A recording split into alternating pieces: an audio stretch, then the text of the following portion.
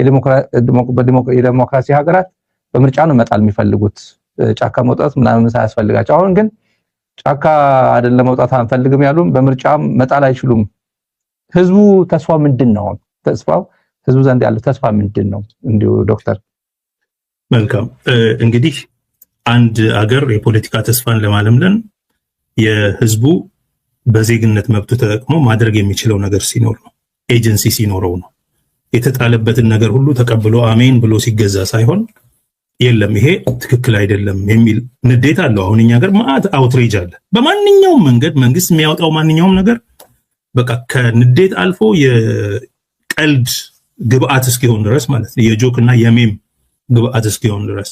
ያንን አውትሬጅ ግን በምን መንገድ ነው የምትገልጸውና የምትቀጣው ሲባል አንደኛ በኤሌክቶራል ዲሞክራሲ ነው፣ በምርጫ በመሳተፍ በድምጽህ ትቀጣዋለህ ነው።